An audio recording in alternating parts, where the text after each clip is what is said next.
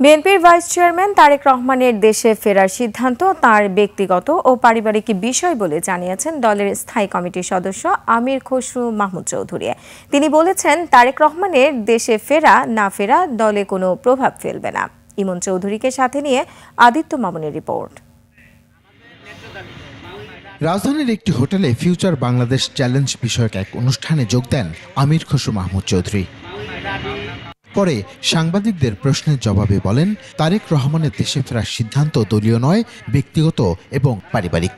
তারেক রহমানের ফেরা না ফেরায় নির্বাচনে কোনো প্রভাব পড়বে না বলেও জানান তিনি। উনি বাংলাদেশের জন্য কি করছেন, বাংলাদেশের জনগণের জন্য কি করছেন, গণতন্ত্রের জন্য কি করেছেন, এটা আজকে সকলের কাছে স্বীকৃতি। ওনার মায়ের প্রতি ভালোবাসা, ওনাদের পারিবারিক সিদ্ধান্ত, এগুলো একান্ত ওনাদের নিজে। যেটা করবেন সেটা ওনাদের পারিবারিক।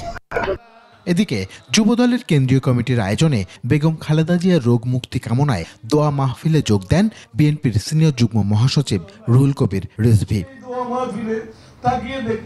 বলেন, দেশের মানুষের আকুলতাই প্রমাণ করে বেগম খালেদা জিয়া কেবল দলের মধ্যেই সীমাবদ্ধ নন। বেগম খালেদা জিয়া তার নানাবিধ গুণাবলীর মধ্যে তিনি শুধু দলীয় পরিমণ্ডলেই একজন নেত্রী নন, তিনি সেখান থেকে অনেক ঊর্ধ্বে উঠেছেন। খালেদা জিয়ার আজকের পরিণতির জন্য আওয়ামী লীগ সরকারকে দায়ী করেন তিনি। মিথ্যা মামলায় তাকে সাজা দিতে হবে, শাস্তি দিতে হবে, পৃথিবী থেকে সরিয়ে দিতে হবে। আদিত্য মামুন, 21 টেলিভিশন, ঢাকা।